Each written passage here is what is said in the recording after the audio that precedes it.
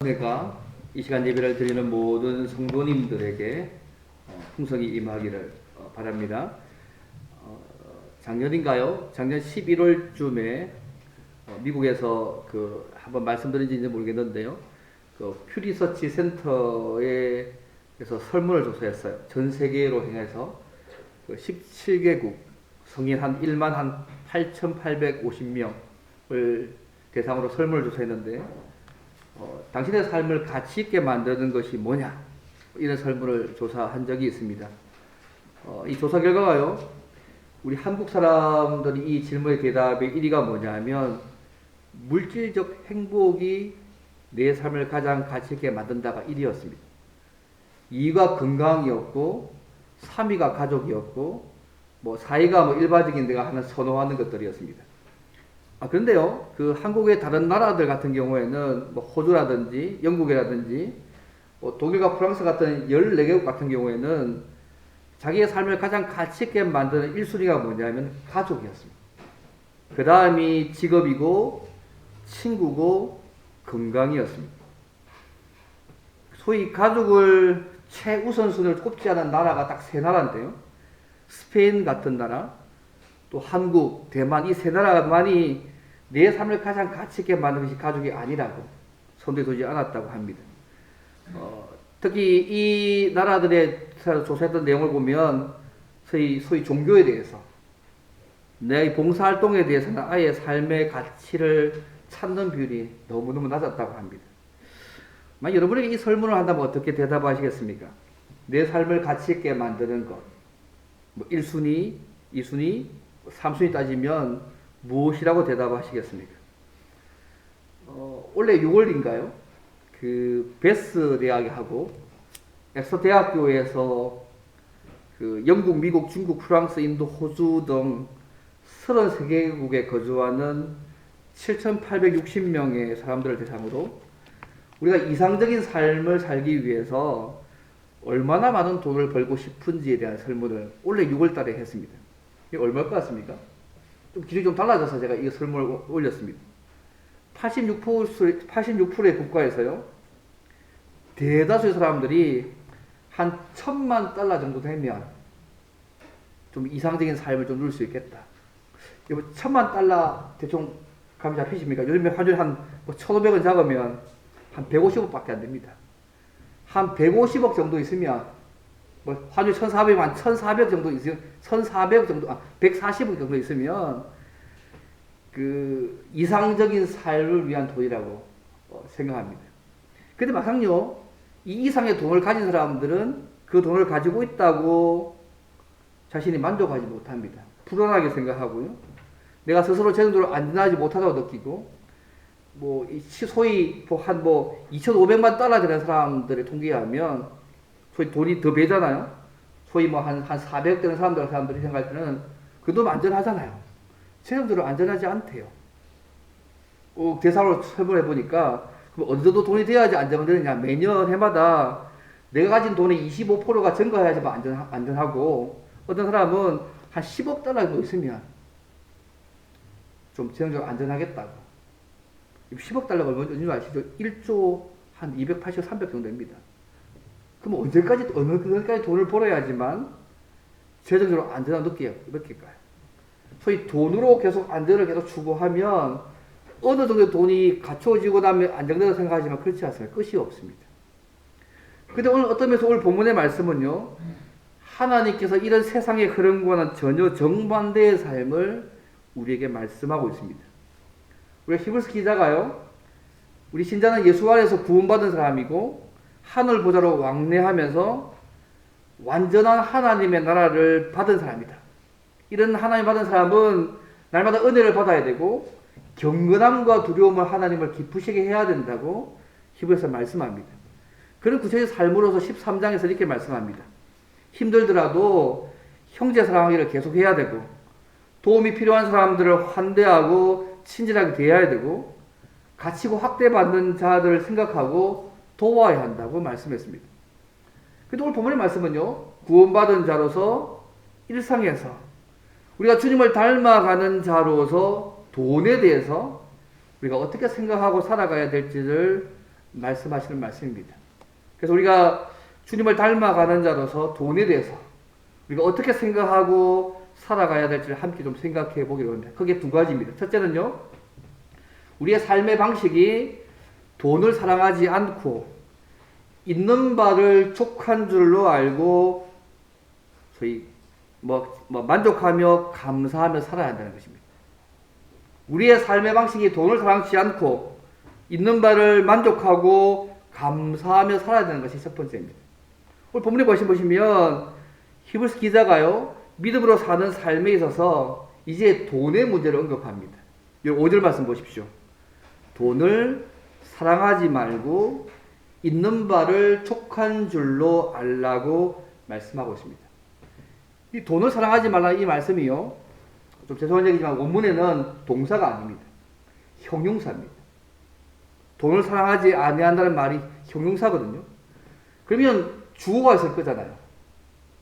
주어가 뭐냐면 원문은요, 삶의 방식입니다.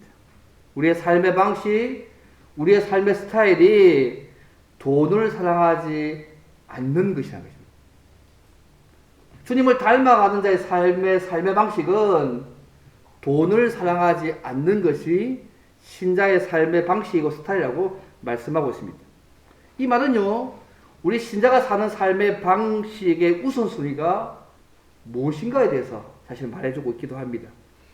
여러분, 돈이 나쁜 것인가요? 어떻게 생각하십니까? 성경에서 돈이 나쁘다고 말씀하지 않습니다, 여러분. 사람들에게 돈이 필요합니다. 저도 계속 돈이 많이 필요합니다, 여러분. 그리고 우리 교회도 계속해서 주신 사명을 감당하려면 돈이 필요합니다. 인간은 돈이 없이는 살 수가 없습니다. 저희 교회 성도님들이요, 부자 되시면 좋겠습니다. 예, 부자 되시면 좋겠습니다. 단순히 부자만 얘기는 아니고 나중에 말씀드리겠지만, 많이 나누고 많이 살기 위해서 부자면 좋겠습니다. 이 딸들이 아빠가 아멘 하니까 당 놀래가지고 지금 서로 보고 있는 것 같습니다. 예, 성경은 부자를 정죄하지 않습니다. 오히려 하나님의 축복 가운데 하나라고 사실은 말씀하고 있지 않습니까? 돈을 하나님이 주시는 은혜와 축복 가운데 하나로 사실 성경은 말씀하고 있습니다. 여러분, 아브라함 보시면 아브라함을 부르시고 인도하실 때에 그가 주님을 따라가면 아브라함 이름을 높이실 것이고 그를 번성케 하실 것이라고 약속하지 않았습니까? 그래서 창세기 보시면요, 아브라함이요, 은금이 풍부했다고, 부자였다고 사실 얘기합니다.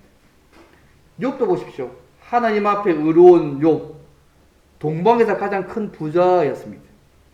그가 한 사람이었잖아요.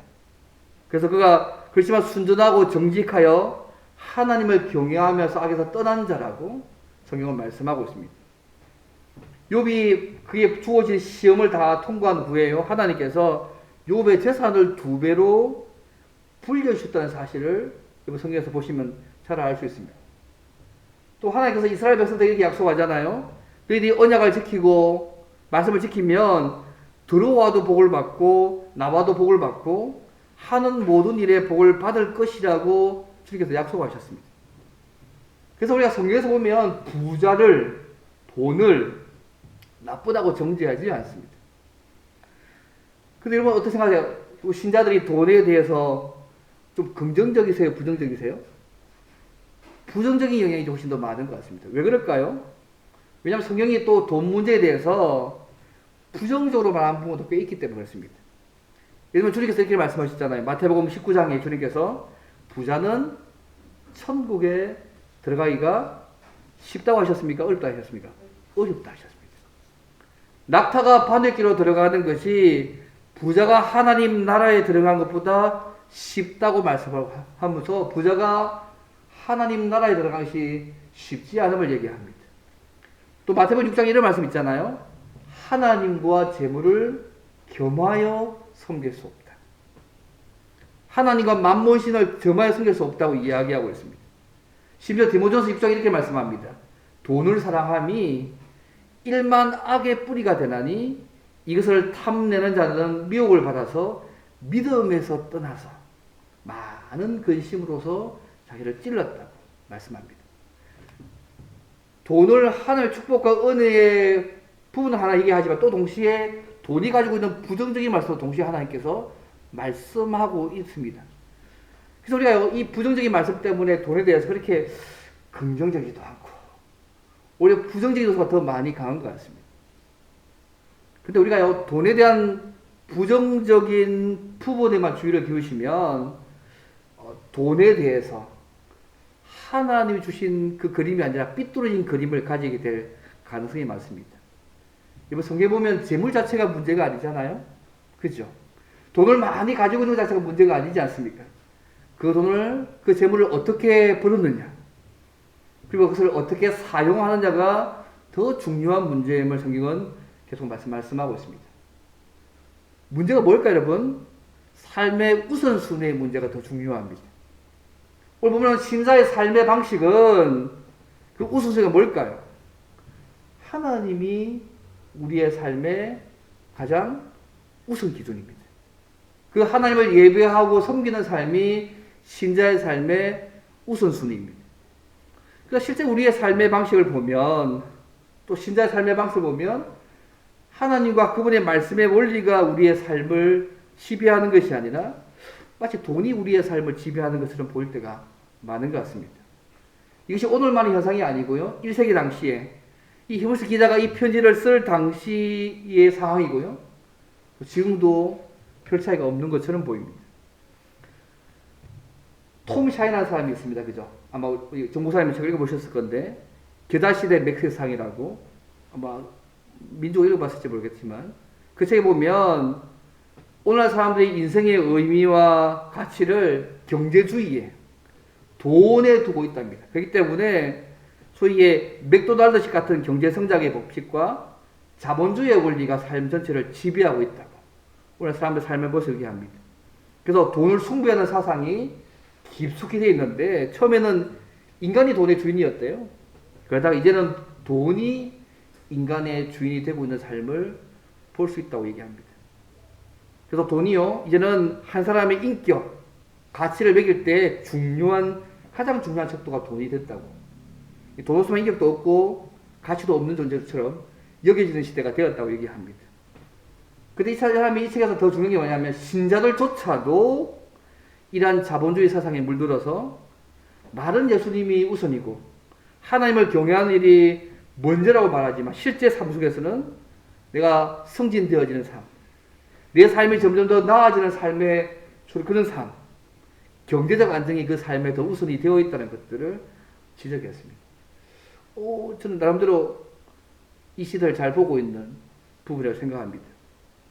그렇지만요, 오늘 말씀에 하면 신자가 말씀으로 잘 훈련된 신자들은, 하나님을 닮아가는 신자들은 우선순위가 하나님의 영광이 되고 하나님이 되어야 될 것을 말씀합니다. 그렇기 때문에 돈을 하나님의 영광을 위해서 사용해야 되고 사용할 수 있어야 된다고 오늘 보면 말씀하고 있습니다. 이번 돈은요, 이중적입니다. 사용하는 사람에 따라서 하나님을 영화롭게 할 수 있는 수단이 될 수도 있지만, 그 자체가 우상이 되어서 치명적인 결과로 빠질 수 있다는 사실을 좀 기억하면 좋겠습니다.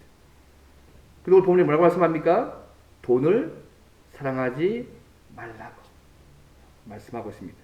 적어도 신자의 삶의 방식은 돈을 사랑하는 것에 우리의 삶의 우선순위를 두지 말라고 말씀하고 있습니다. 여러분, 돈을 사랑하십니까? 제가 돈을 사랑하겠어요, 목사님. 돈 줘도, 좀 받겠죠. 돈을 사랑하진 않는다고, 돈을 좀 좋아할 뿐이지 사랑하진 않는다고 할지 모르겠습니다. 존 웨슬러가 이런 얘기를 했지 않습니까?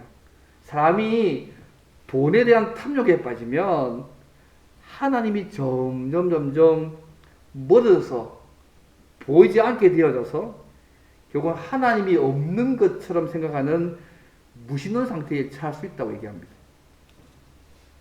그래서 곡자는 하나님이 아닌 다른 신들을 섬기는 것, 우상 숭배로 이어진다고 존 웨슬러가 많이 강조했습니다. 여러분, 돈이 필요하지 않습니까? 돈이 하나님의 축복의 은혜의 부분이기도 하지만, 또 돈이 우리의 삶을 하나님께 멀어지게 만드는 통로도 될 수 있기 때문에 양면을 다 가지고 있습니다. 원래 돈이 가지고 있는 진짜 목적을 사용하지 않으면 돈은 우리에게 은혜가 될 수 있지만 때로는 독이 될 수 있다는 말씀이 독에 주어져 있습니다. 그렇다면 이 세상에 돈 많이 필요하지 않습니까? 돈이 많이 필요한 이 세상에서 우리가 어떻게 살아가야 될까요? 본문의 5절 말씀입니다. 있는 바를 족한 줄로 알라고 말씀하고 있습니다. 있는 바를 족한 줄로 알라. 무슨 말입니까? 하나님이 주신 바, 우리의 주어진 삶과 소유에 대해서 스스로 만족하며 감사하며 살아야 한다는 말씀입니다. 그렇다고 해서 우리가 부를 위해서, 외적인 지혜를 위해서 아무런 노력도 하지 않는다는 말씀이 아닙니다, 여러분. 이거 잠언에 이런 말씀 있잖아요. 잠언 10장에 보시면 10장 4절에 이런 말씀이 있습니다. 손을 게으르게 놀리는 자는 가난하게 되고 손이 부지런한 자는 부하게 된다는 말씀이 있잖아요. 그래서 우리가 부와 지혜에 대해서 아무 노력하지 말란 말이 아닙니다. 그렇지만 지금 현재 내가 하나님이 주신 바, 내게 주어진 그 현재의 삶, 현재의 소유 때문에 스스로 만족하며 감사하며 살아야 될 것을 주께서 말씀합니다. 성경은요, 계속해서 말씀하잖아요. 우리가 하나님이 주신 은사들, 그것이 돈이든 건강이든 무엇이 달란트든 부지런히 사용할 것들을 말씀하고 있습니다. 그래서 오늘 본문의 히브리서 기자가요, 있는 바를 족한 줄로 알라. 이 말씀은요, 내게 주어진 외적인 조건에 대해서 어디 보면 불평하거나 시기하지 말란 말도 될 수 있습니다. 우리가 어떨 때 불평을 많이 합니까? 어떨 때 만족하지 못합니까? 비교해서 그럴 때 맞아요. 다른 사람과 비교해서 그렇지 않습니까? 남은 저렇게 사는데 나는 이렇게 살 때 비교해서 만족하지 못하고 불평할 수 있습니다. 또 나보다 훨씬 더 잘하는 사람에서 시기할 수 있지 않습니까? 그래서 현재 주신 삶과 소유와 조건에 대해서 우리가 만족하지 못하기 때문에 결국은요, 불평하고 시기하고 또 심지어 하나님을 믿지 못하니까요, 미래에 대해서 두려워하기 시작합니다. 예, 이 상황을 보면서 많은 이유들이 있잖아요. 두려워하게 되어지고 또 하나님께서 채우시고 인도하시기를 못 믿으니까 마음이 평안할 수가 없는 것이죠. 우리 있는 바를 만족하며 있는 바를 족한 줄 알라는 말씀은요, 사실은 하나님에 대한 신뢰를 가지고 있기 때문에 내가 어떤 상태가 되든지 하나님이 채우시고 인도해 주실 것을 믿는 믿음에서 오는 평안의 상태가 만족입니다. 자족이죠. 그걸 유지하라고 지금 말씀하고 있는 것입니다. 우리에게 주어진 삶과 소유 등에 만족하며 감사하며 최선을 다해서 살아야 합니다. 이거 어떠세요? 내게 주어진 삶에 만족하세요? 누구는 부족함을 느껴야지 뭔가 일이 벌어진다 하는데 그 세상 논리잖아요. 그거는요, 세상 사람들이 뭔가 부족함을 느껴야지만 사회 변화도 일어나고 뭔가 바뀌기도 하고 일만의 말들을 이해합니다. 하지만 하나님께서 먼저 우리에게 뭐냐면 우리에게 주신 바에 대해서 주어진 소유나 삶에 대해서 자족하며 감사하며 살아야 된다고 먼저 말씀하고 있다는 사실을 기억하면 좋겠습니다. 돈을 사랑하지 않고 하나님 주어진 삶과 소유에 대해서 자족하며 만족하며 감사하며 살아야 된다는 말씀을 먼저 하고 있음을 기억하면 좋겠습니다. 이번 적게 소유하면서 만족할 수 있는 방법이 있을까요? 그 로날드 사이드라는 사람이요, 이 사람이 이렇게 고민을 많이 하는 사람인데 적게 소유하면서도 풍요롭게 사는 방법을 제시했어요. 예수 믿는 사람인데 꼭 필요한 것만 소유하는 것이죠. 그 외의 것은 줄이는 방법입니다. 꼭 필요한 것이 뭐냐면 자기는요, 자기의 삶에 주어진 많은 것들을 네 가지로 분류합니다. 첫째는 의식주와 관련된 필수품, 두 번째는 있으면 유용한 것, 세 번째는 없어도 되는 것, 그리고 네 번째 사치품. 크게 네 가지로 자기의 모든 삶을 분류합니다. 그래서 필수품 위의 것들을 잉여 소유물로 취급해서요, 이게 단지 생활을 편하게 만들어주는 이것들을 줄여나가는 작업들을 하는 것이죠. 이것이 로날드 사이드 방식입니다. 내가 의식이 필요한 필수품을 놔두고 점점점 생활에 필요한 부분들, 소위 이렇게 있으면 유용한 것, 없어도 되는 것, 사치품을 점점점 줄여가는 삶으로 내게 주신 것으로 만족하는 삶들을 살아가는 것이죠. 존 웨슬도 비슷하게 얘기했어요. 생활에 필요한 것만 있으면 만족하고 편의품을 소유하려고 삶의 기운을 낭비하지 말라고. 존 웨슬도 똑같은 말도 했습니다. 리차드 보스는 더 나가서 이런 삶을 위한 원칙을 제시하잖아요. 어떤 물건을 구입하기 전에 하나님이 이것을 기뻐하실까 물어보라는 것이죠. 살 때마다, 뭘 구입할 때마다 정말 하나님께서 이걸 기뻐하실까? 먼저 물어보라는 것이죠. 예를 들면 집을 구입하고 차를 바꿀 때에 내가 그 정도면 구입할 능력이 있어서 라는 생각을 구입하면 욕심에 따를 가능성이 많기 때문에 하나님 정말 이것을 좋아하고 기뻐하실까? 고민 끝에 구입하면 그 반대가 될 가능성이 훨씬 더 많아진다는 거예요, 삶 속에서. 그래서 결국 사소한 것을 소비할 때도 늘 하나님 앞에서 신중해야 한다는 삶의 원리죠. 왜 이런 삶을 살까요? 이런 삶을 사는 원칙이 이유가 뭐냐면 더 많이 나누어주기 위해서. 그래서 노나라 사회에서 이렇게 얘기합니다. 누진 11조를 내야 된다. 우리 일상생에서 이런 말 들어보셨어요? 누진 11조라고.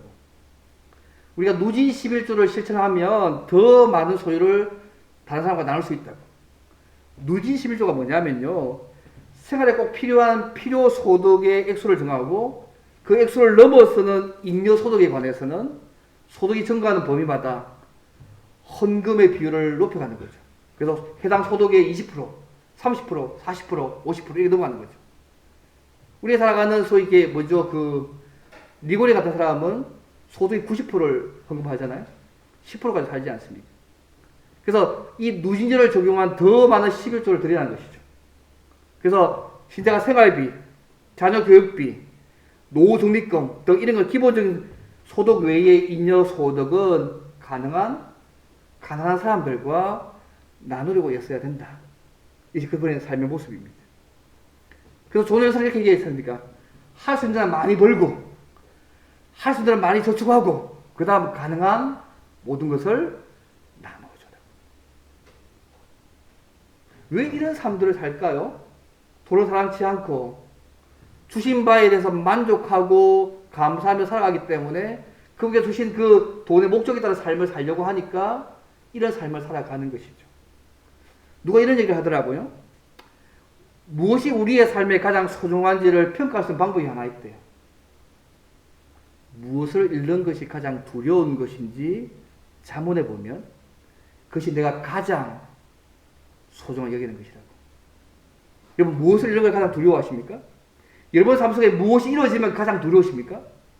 그것이 내가 가장 소중하게 생각하는 것이라고 평가하는 방법을 표현하더라고요. 어쩌면 나도 잃는 방법을 생각합니다.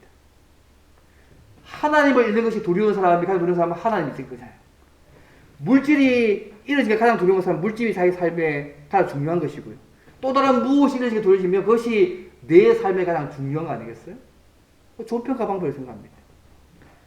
사랑하는 성도 여러분, 예수 믿는 우리의 삶의 방식이 돈을 사랑하는 것이 우선순위가 되지 않기를 바랍니다. 오히려 돈 사랑에서 자유한 삶을 유지하며 살아가시길 바랍니다. 그래서 우리의 삶을 지배하는 것이 돈이 아니고 하나님과 하나님의 말씀이 되기를 바랍니다. 그래서 우리가 처한 환경과 주신 삶과 소유에 대해서, 때로는 옷에 대해서, 때로는 뭐 집에 대해서, 뭐 자동차에 대해서, 우리 월급에 대해서 불평하지 않기를 바랍니다. 대신에 하나님이 주신 바, 주어진 삶과 소유로 인해서 먼저 만족하며 감사하며 사시기를 바랍니다. 우리에게 더 필요하면요, 우리 아버지 하나님께서 알아서 채워가실 것입니다. 그렇기 때문에 주신 바에 대해서 우리가 만족하며 감사할 수 있는 출발점입니다.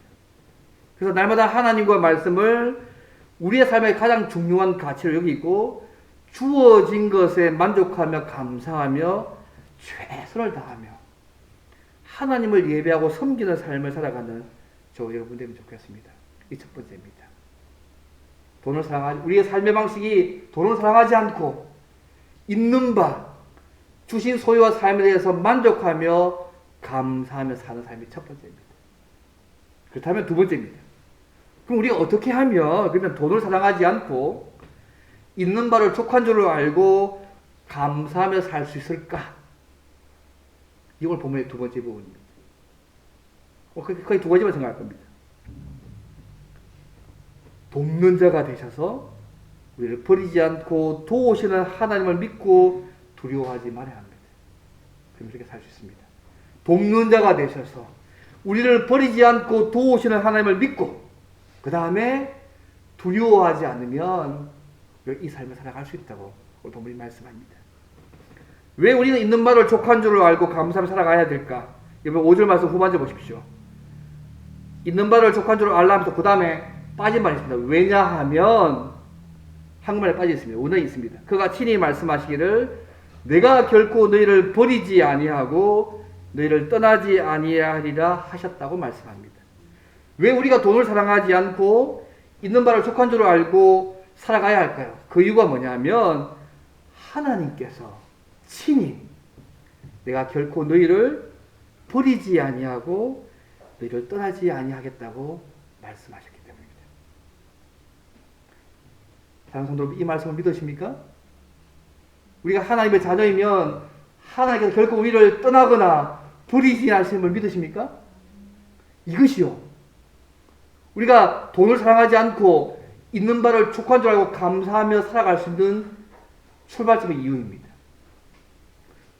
어떤 분들은 이게 머리 대단하다고. 뭐 하나님이 함께 하신다는 얘기, 버리지 않겠다는 얘기, 뭐 그리 중요한 얘기라고 이것이 그렇게 삶을 가둘까 생각하지만 여기에 다 들어있습니다. 여러분 사실 이 말씀은요, 모세가 이스라엘 백성들이 가나안에 들어가기 전에 마지막으로 설교하는 내용 가운데 한 부분입니다. 이 말씀의 핵심이 이거잖아요. 가나안에 들어가서 하나님의 말씀에 따라서 살기만 하면 하나님이 결코 버리지 않고 지키신다는 것입니다. 신명기 31장 6절 8절의 말씀을 인용한 말씀이 오늘 본문의 말씀입니다. 거기 그렇게 되어 있습니다. 너희는 강하고 담대하라. 두려워하지 말라. 그들 앞에서 떨지 말라. 이는 내 하나님 여호와 그가 너와 함께 가시며 결코 너를 떠나지 아니하시며 버리지 아니하실 것입니다. 8절 그리하면 여호와 그가 내 앞에 가서 너와 함께 하사 너를 떠나지 아니하시며 버리지 아니하시니 너는 두려워하지 말라 놀라지 말라. 이 말씀을 짬뽕해서 인용한 말씀이 그 본문의 말씀입니다. 이 말씀대로 여호수아가요, 여호수아 인도로 가나안에 들어간 이스라엘 백성들이 그 언약의 말씀을 믿고 순종했을 때에 하나님께서 그 약속하신 말씀대로 그들과 함께 하셨고 풍요 또한도 누리게 하셨습니다. 그런데 여러분 성경 그 뒤의 역사를 보시면 알겠지만 그들이 하나님과 그분의 말씀을 믿지 아니하고 세상을 따라가고 인간적인 계산법을 따라가 삶을 살아갔을 때에 하나님이 결국 그들을 버리신 역사들을 여러분 성경 이후 역사에서 많이 볼 수 있습니다. 그럼 왜 이 히브리서 기자가요, 돈을 사랑하지 않고 있는 바를 족한 줄로 알라고 하면서 이 구약의 말씀을 인용한 의도가 뭐겠습니까? 왜 인용했겠어요? 여러분 하나님께서 우리가 돈이 필요한 거 아실까요? 모를까요? 아십니다. 우리의 삶에 많은 어려운 문제들을 해결해서 그걸 아실까요? 모르실까요? 다 아십니다. 근데 이 구약의 말씀을 인용하심을 통해서 우리가 뭐라고 말씀하시냐면 너희가 어떤 상황에 처하든지 염려하지 말아라.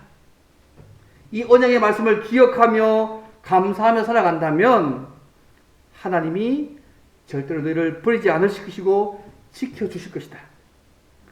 성경 역사가 그것을 증명해 주지 않고 있느냐고. 이 구약의 말씀을 인용하면서 성경 역사에서 증명해 주지 않았느냐고. 그것을 이해하고 있는 것입니다. 여러분 이 히브리 독자들이요, 예수 믿는 것 때문에 핍박받고 있습니다. 생계 위협을 받고 있습니다. 궁핍과 핍박 가운데 있습니다. 지금도 전 세계 3억 6천만 정도의 사람이요, 예수 믿는 것 때문에 핍박과 어려움을 당하고 있습니다. 이 코로나 이 시기에 14%가 더 증가해가지고 예수 믿는 것 때문에, 딴 이유 아닙니다. 예수 믿는 것 때문에 전 세계에 핍박과 어려움을 당하는 사람들이 3억 6천만 명입니다. 그런 그들이 이 말씀이 어떤 이유가 될까요, 여러분? 어떤 상황에 처하든지 염려하지 말고 하나님 말씀을 기억하며 감사하며 살아가면 우리 하나님이 너를 절대로 버리지 않을 것이고 떠나지 않고 지켜주실 것이다. 이 성경의 역사에서 증명한 거 아니냐고, 이거 믿으라고 지금 말씀하고 있는 것입니다. 여러분 이 하나님이 이스라엘만의 하나님이십니까 여러분? 오늘 저와 여러분의 아버지 하나님 아니십니까? 그래서 오늘 우리의 삶과도 똑같지 않겠습니까? 우리의 미래가 어떻게 되든지 점점점 더 불확실하고 힘든 상황 속에 살고 있습니다. 많은 미래학자들 얘기해도 뭐 해피엔딩 같은 좋은 전망을 해주고 있지 않습니다. 더 어려워질 것이고 더 힘들 것이고 뭐 지금 그죠 이자도 많이 뛰어가고 그죠 막 당분간 해결되지 않는 기미 속에 우리가 살고 있지 않습니까? 그럼에도 불구하고 우리가 어떤 상황에 처하든지 염려하지 말고 끝까지 그분의 말씀을 기억하며 감사하며 살아간다면 하나님 우리를 절대로 버리지 않을 것이고 지켜주실 것입니다. 성경의 역사가 그것을 증명해 주지 않느냐고 히브리서 당시 독자에도 말씀하고 있고 오늘 우리에게도 말씀하고 있습니다. 우리가 이 말씀을 볼 때 우리가 어떻게 생각합니까? 있는 바에 대해서 주신 삶과 소유에 대해서 자족하는 것, 스스로 만족하는 것은 하나님의 인격과 그분의 약속을 믿는 믿음의 산물입니다. 그러나 반대로요, 탐심은 이 하나님을 믿지 못하니까 의심에서 비롯되는 삶인 것을 알 수 있습니다. 우리가 정말 하나님을 믿는 믿음이 있으면 주신 삶과 이미 있는 소유에서 감사하고 그보다 더 큰 만족을 주는 영적인 소유에서 기뻐하게 되어 있습니다. 여러분의 기쁨의 이유가 무엇입니까? 여러분의 만족의 이유가 무엇입니까? 하나님 때문이십니까? 아니면 다른 무엇 때문이십니까? 주님은 그들에게 예수 믿는 것 때문에 핍박당하고 있는 그들에게 생계의 위협을 당하고 있는 그들에게 함께 하시고 버리지 않는 그 하나님 때문에 너희가 돈을 사랑하지 말고 있는 바를 족한 줄로 만족하며 감사하라고 말씀합니다. 그들이 있어봤자 얼마나 있었겠습니까? 히브리서 이 당시 독자들이 돈이 있어서 얼마나 있었겠습니까? 핍박 가운데 어려운 곳에 살았는데 그런 그들에게 주님께서 돈을 사랑하지 말고 있는 바에 만족하며 감사하라. 왜? 하나님 내가 너를 버리지 않고 지켜주실 것이기 때문에 책임지실 것이기 때문에 그렇게 하고 지금 말씀하고 있습니다. 성경의 역사가 증명해주지 않느냐고 지금 말씀하고 있는 것입니다. 그 못 믿겠느냐? 성경을 잘 바라봐. 이렇게 하지 않았냐고 말씀하고 있다는 얘기입니다. 근데 이 히브리서 기자가요, 구약성경 한국만 이용한 것이 아니라 믿음으로 살면 하나님이 버리지 아니하신다고 지키시는 이 말씀을 하기 위해서 또 한 구절 인용한다. 그 6절 말씀입니다.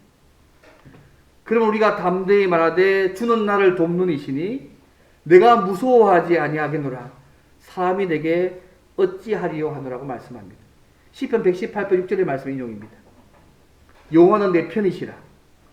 내가 두려워하지 아니하노니 하니 사람이 내게 어찌할까 이 말씀을 인용한 것입니다. 이 히브리서 당시 독자들이요 예수 믿는 것 때문에 궁핍이 있었습니다. 핍박이 있었습니다. 많은 두려움이 있었습니다. 예수 믿는 것 때문에 이걸 실제 당하고 있었으니까요. 그런데 우리를 떠나거나 절대로 버리지 않겠다고 친히 말씀하신 하나님을 우리가 믿는다면 6절의 말씀을 우리도 이렇게 확신 있게 기쁘게 고백할 수 있어야 됩니다. 주께서 나를 도와주시니 나는 어떤 상황과 사람도 두려워하지 않겠다. 누가 감히 나를 어찌할 수 있겠는가? 좀 이어겠습니다. 주님께서 나를 도와주시기 때문에 내가 어떤 상황과 사람도 두려워하지 않겠다. 누가 감히 나를 어쩔 수 있겠느냐? 함께 하시고 버리지 않으신 하나님, 떠나시는 그 하나님에 대한 확신이 있기 때문에 그 다음 단계가 뭐냐면 이제 자신 있게 기쁘게 얘기하는 것입니다.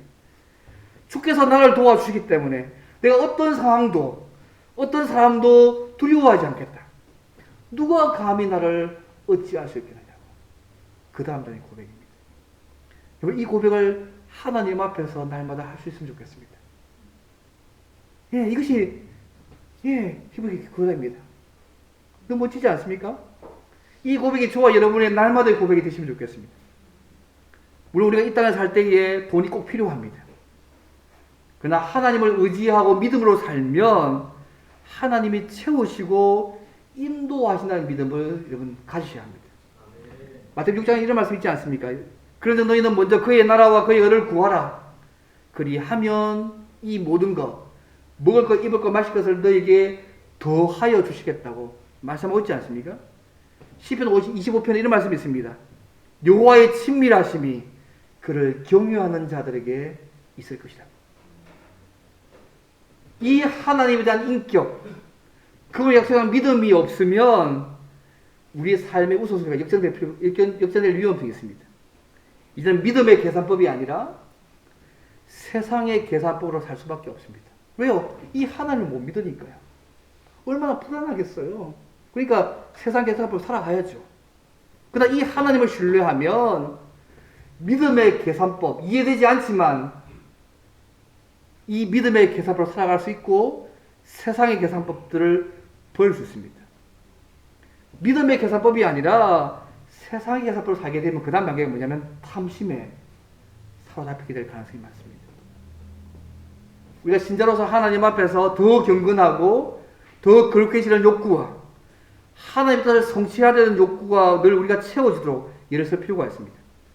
그런데 많은 사람들이 신자들조차도 돈을 사랑함으로 그 욕구를 채우려고 합니다. 이번 돈을 사랑하는 일이 어떤 결과가 빚게 됩니까? 디모데후서 6장 10절 말씀 앞에 얘기했지 않습니까? 돈을 사랑함이 일만 악의 뿌리가 되나니 이것을 탐내는 자들은 미혹을 받아서 믿음에서 떠나 많은 근심으로서 자기를 찔렀다고 디모데후서 6장 10절에 말씀합니다. 돈을 사모하게 될 때 그 사람이 뭐냐면 믿음에서 떠나게 됩니다. 믿음에서 떠나게 되면 하나님과 그 사람의 삶을 믿지 않으니까, 하나님을 신뢰하지 않으니까 많은 근심이 자기의 삶들을 서럽게 될 것들을 말씀하고 있는 말씀입니다. 성경에 돈을 사랑해서 비참한 처를 맡은 사람이 한두 명이 아니지 않습니까? 이번에 가룟 유다 은삼십이 탐에 나가지고 예수님을 대세상에 팔았습니다. 아나니와 삽비라 돈을 사랑해서 거짓말하면서 죽었지 않습니까? 열거산통에서 아간 황금과 신화산 외투를 너무너무 사랑하다가 포로에 맞아 죽었습니다. 발람 선지자 돈이 탐이 나서 하나님의 백성을 미혹하다가 역시 비참한 죽음을 당했습니다. 여러분, 돈을 사랑하게 되면 돈을 사랑하는 탐심은요 모든 종류의 악을 낳습니다. 여러분 뉴스 보세요. 많은 사람들이 갈등하다가 정오하다가 죽이는 이유가 거의 대부분 돈이 원인일 경우가 많지 않습니까? 형제간에 우애가 상하는 거, 최근에 박송 씨 보니까 형제간에 우애가 상하는 거 결국 돈 때문이잖아요. 또 거룩한 공동체가 생각하는 교회도 싸우는 거 많은 부분이 돈 문제 때문에 싸웁니다. 돈을 사랑하게 되면요, 그 다음 모습이 뭐냐면 사기치고 거짓말하고 속이고 서로 분쟁하고 증오하고 시험하면 살인까지 모든 종류의 범죄를 낳는 부분이 돈을 사랑하는 탐심으로 주어지는 결과입니다. 그래서 사막 수도사들이요, 사막에서 이렇게 하니까 좀 더 가까이 지기 위해서 사는 사막 수도사들이 우리의 삶에 돈에 대한 사랑과 탐욕의 원인이 두 가지를 생각합니다. 첫째는 뭐냐면 자신을 지키고 삶을 안전하게 유지하는 마음 때문에 사람들이 돈을 사랑하고 탐욕한다. 그래서 이 탐욕이라는 마귀가 사람들이 찾아와서, 야, 네가 남은 긴 노년기를 생각해봐라. 네가 일할 수 없는 그 상황을 생각해봐. 예측할 수 없는 흉년을 생각해보고 병이나 빈곤했을 때 그 현실을 생각해봐. 필요한 것을 남에게 의지할 수밖에 없는 처참함을 생각하고 그 생각은 근심하니까 이거 안 하려면 이런 불안 때문에 많은 재물을 소유하고 미래의 안전을 도모한다는 게 첫 번째 이유입니다. 나를 지키고 나의 삶의 안전을 지키기 위해서 돈을 모은다는 것이죠. 두 번째 이유는 뭐냐면 내적인 결핍력이었습니다. 각장 좋은 것을 소유하고 소비해가지고 그 공허함들을 채우고자 하는 것이죠. 내 안에 있는 공허함을 채우기 위해서 많은 걸 막 다른 걸 채우는 것이죠. 그 중에 하나가 돈입니다. 이것은 하나님밖에 채울 수 없는 부분입니다. 사막 수도의 두 가지 얘기는, 하나는 사람이 돈에 대한 사랑과 탐욕한 이유가 뭐냐면 자신을 지키고 삶을 안전하게 유지시키는 그 마음 때문이 첫 번째고, 두 번째는 자기 안에 있는 내적인 결핍들을 돈으로 채워서 메꾸려고 하기 때문에 모으려고 한다는 것이죠. 어느 일리 있는 말씀 같습니다. 여러분, 돈을 왜 버십니까? 돈을 왜 많이 모으려고 하십니까? 그리고 하나님과 관계 있습니까? 자신과 관계 있습니까? 돈을 많이 쓰는 것도 문제지만 돈을 아끼는 것도 문제가 될 수 있음을 생각 돌아볼 필요가 있습니다. 사랑하는 성도 여러분, 많은 돈을 가지는 것이 우리를 지키고 우리의 삶을 안전하게 할 수 있다고 생각하지 않기를 바랍니다. 여러분, 돈이 우상이다 삭개오 기억하십니까? 예수님을 만나고 난 이후에 자신의 많은 돈을 선을 행하고 사람을 섬기는 일로 사용했음을 여러분 기억하시면 좋겠습니다. 삭개오가 주님 만나고 와서 전 재산의 50% 가난한 사람을 위해서, 내가 착취로 번 돈의 4배, 400%를 이자로 갚아줬습니다. 돈이 우상이었는데 주님을 만나고 나서 돈이 우상이 아니고 주님께서 자기의 삶의 주인이 되시니까 이 돈을 정말 정당한 방식으로 이런 구제하고 선언해하고 다른 사람을 섬기는 일로 그 돈을 사용하는 모습으로 바뀌고 있는 삭개오의 모습을 성경에 볼 수 있습니다. 우리는 예수님을 믿음으로 하나님 나라의 선물을 받은 사람들입니다. 그래서 우리 신자들의 삶의 방식은 돈을 사랑하는 일에 우선순위를 두어서는 안 됩니다. 오히려 있는 바를, 주신 삶과 소유를 족한 줄로 알고 자족하면서 감사하며 살아가야 합니다. 디모데전서 6장 이런 말씀이 있습니다. 우리가 먹을 것과 입을 것이 있은즉 족한 줄로 알 것이니라. 이 말 동의 못하시죠? 우리가 먹을 것과 입을 것이 있은지 족한 줄로 알 것이다. 부족한데 하나님? 입을 거 먹을 거 있는 것만 난 족하지 못합니다 하나님. 좀 더 많이 필요합니다. 이 말씀 동의 못하겠습니다. 왜? 하나님 앞에 있으면 이 부분들도 고백할 수 있는 날이 아니라 없겠습니까? 우리가 있는 바를 족한 줄로 알고 감사하며 살아갈 필요가 있습니다. 왜냐하면 하나님이 약속하신 대로 우리를 버리지 아니하시고 지켜주실 것이기 때문입니다. 우리와 함께 하시는 그 하나님은 우리의 의식주에 대해서 함께 하셔서 우리를 굶기거나 헐벗지 않게 하실 것입니다. 아니, 우리를 부유케 하기 위해서 하늘보다 다 버리고 가게 하신 그분께서, 그분이 함께 하시는데 우리를 굶주리시게 하겠어요? 헐벗게 하실 거예요? 아니지 않겠습니까? 우리를 떠나거나 절대로 버리지 않겠다고 친히 말씀하신 하나님을 날마다 신뢰하시면 좋겠습니다. 하나님이 우리 편이 되어주셔서 함께 하시고 도와주시기 때문에 사람이나 불확실한 우리의 미래의 환경을 두려워하지 말아야 되고 두려워할 필요도 없습니다. 이번 하나님이 우리를 위하시면 누가 우리를 대적하겠습니까? 로마서 편처럼 우리가 하나님 나라를 위해서 마음이 상하고 물질의 손해가 있고 고통이 있더라도 하나님께서 때를 따라 우리를 도우실 것이고 모든 필요를 공급하시고 모든 상황들을 바꾸어 주실 것입니다. 그래서 이런 하나님의 성품과 약속을 믿는 자는요, 돈을 사랑하지 않아야 합니다. 하나님의 약속을 믿으며 주어진 것에 만족하며 감사하며 최선을 다해야 합니다. 그러면 하나님께서 우리의 돕는 자가 되셔서 함께 하시고 버리지 아니하시고 도우시는 은혜를 날마다 우리의 삶 가운데 누리게 하실 것입니다. 두려워하지 않고 하나님의 약속을 믿고 의지함으로 날마다 도우시는 하나님을 풍성히 누리는 저와 여러분 되시기를 주님을 바랍니다. 오늘 말씀에 함께 기도합니다. 하나님, 우리를 당신의 자녀 삼아주신 것 감사합니다.